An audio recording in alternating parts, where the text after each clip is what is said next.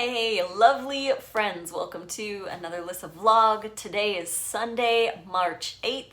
We did a little bit of vegan activism. We had lunch with friends today.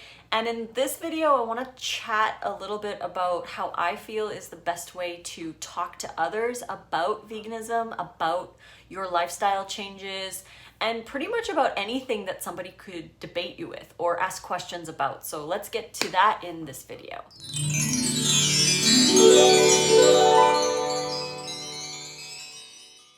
Today was wonderful. I got to hang out with some awesome friends and meet new friends. It's great when we all come together for the same cause and want to help change others' perspectives, maybe see things in a different light, without being pushy or shoving our views down someone else's throat. We just want to bring to light our perspective and how we feel, the facts that are happening out there, and we just want to bring that to light. We want to show people how we have changed and how they can change as well in a positive, loving, respectful manner. And a lot of times when you are talking to somebody, specifically family and friends, because they know you really well, they can say jokes or poke fun or whatever, and even strangers on the internet, strangers on the street who don't know you personally, they can get really defensive or offensive or hurt and feel like different things. They're going through different emotions when they hear your side of whatever you believe, or if you're changing your lifestyle and they don't understand why. They don't understand why you're vegan, or why you like them to understand your perspective. There's so many different emotions that come up within different people, depending on how you're brought up, what your belief system is, how you feel about certain things, how much you don't want to let go of what you've grown up believing. There's so many things that happen when you have a conversation with somebody. So I personally feel the best way to have this conversation with anybody, and again, like, it doesn't have to be just about veganism or a raw food diet or whatever. It can be even like, why are you moving to another country? Maybe someone's like, why would you want to? I could never do that. This is just a great way to have a conversation with somebody without being self-righteous or judgmental or anything. You're just sharing. And yeah, so I'll just get into it so it's a little easier to explain. 3 parts to how to converse to somebody. You validate, you relate, and then you educate. So first up, you want to validate their feelings and validate what they have to say, because the worst thing is saying something and then somebody just immediately saying the opposite or pushing you down or saying you're wrong right off the bat. So the first thing is to validate their feelings. So we'll use an example of, I just can't give up cheese. That's something that a lot of vegans hear from people. When they hear that you're vegan, they're just like, I just can't give up cheese or bacon or meat or whatever it is. Then you can validate their feelings. You say, I completely understand where you're at. You could say something like, you have a very valid point.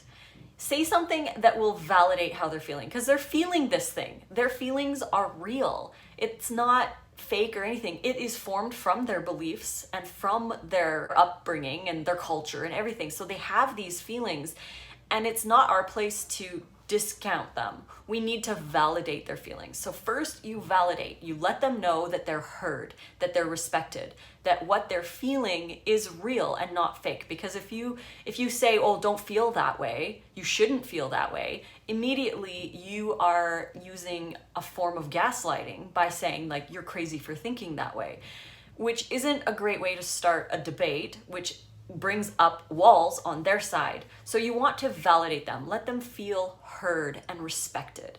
Then you want to relate to them. This is a great part because most of us have been there. Most of us have had the same thought process as them. We all grew up pretty much, for the most part. We've all experienced certain things in our upbringing, and we believe the same stuff for the most part. So if the person says, I just can't give up cheese, and you say, you have a completely valid point there, then you go into relating with them. You say, I have felt the same way.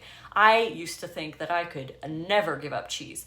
And you could also, like, if you were vegan your whole life, I mean, that's not going to be able to relate to them, but you could use other people's stories as some way to relate to them. You could say something like, so many people have the same issue. Like, there are so many others out there who have experienced the same thing you have. So you want to relate to them on that level so that they know that they aren't alone. They're not the only ones, or whatever you need to do. So you relate to them, and then you educate them. And the best way to educate them is to actually ask a question. The person in the debate who's asking the questions is always the one in control. So you want to ask them questions and get them to think of things for themselves, or to realize things on their own just by asking them a question. So if in this case they say, I can't give up cheese, and you say, I understand how you are feeling. I have felt this way before. I've gone through this before. But what I've found, what I've discovered is that there are some awesome alternatives. I've also discovered that cheese actually isn't that healthy. And then you bring in the question. You say, did you know this? Or did you know that? Do you know how cheese is created, if you want to go the ethical side? And say, do you know that there are certain chemicals in cheese that addict us to it? Or like whatever you want to say as a question, depending on who the person is, who you're talking to. Maybe their stance is more health, maybe their stance is more ethical. You want to kind of like determine what type of a person they are, can determine the kind of question you ask. Like some people will say to me, well, where do you get your protein? I'll say, where do you think that I personally would get my protein? And they say, well, I don't know. And they genuinely, it's kind of like the walls go down and they're genuinely like, well, I don't actually know where you would get your protein. Maybe from this or that. And you say, yeah, did you know that there's lots of protein in bean sprouts and greens and other stuff? And they say, well, yeah, I kind of thought there might be. But it really disarms them because you're asking them a question. So you're involving them in the conversation. You're not just like telling them stuff. Sometimes when you tell somebody something, their walls go up and they want to defend it. But if you ask them a question and actually get them to think of the answer for themselves, they're more likely to say, I actually don't know. Could you please tell me? And then you could respond with another question like, did you know that, blah, blah, blah. So I feel that this is probably the best way that I've found over the last 6 years almost, how to answer questions about my diet, about the things I've experienced, and all that good stuff. So Nate and I have found that this is the greatest way to approach people who ask us questions about our lifestyle and diet and all of that stuff in between. So I hope you guys like this video, quick vlog. We had some raw burgers for dinner, which was really good. Oh my gosh, Pixie Retreat up in Portland makes this eggplant bacon that is just so good. We put that on our burgers and enjoyed those on the counter. It was so wonderful. And now we're gonna have a kind of like a second dinner, which would be an ice cream. So just waiting for Nate to get finished cleaning up in the garage. I decided I would film this video for you guys and test our new internet. We got new internet because our internet was so slow. It would take hours to upload videos. So we had to improve that because it was just taking up way too much time. It was kind of getting a little stressful, but so that is that, and that's my weekend.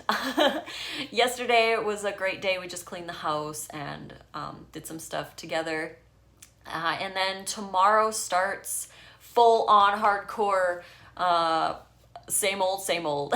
Well, Nate is going to be working full-time on his online stuff. So he's going to be working really hard on his nice cream book and his free ebook, and I'll be working on my free ebook and all that good stuff. So we are both working full-time on this. So definitely we appreciate your support whenever you purchase one of my books, or when you will eventually purchase one of his books. Definitely helps us out to keep providing you information and sharing and all of that good stuff, because we would not be able to do it without you guys, and you are so incredibly loved and appreciated. So thank you.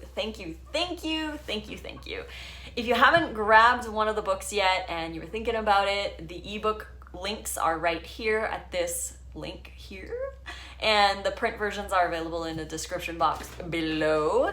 You can find me on Instagram, TikTok, and Twitter at Raw Food Romance, on Facebook, Lissa's Raw Food Romance, and on Snapchat, Lissa Raw Vegan. So until next video, guys, mwah! Thank you all for watching, and fruit on.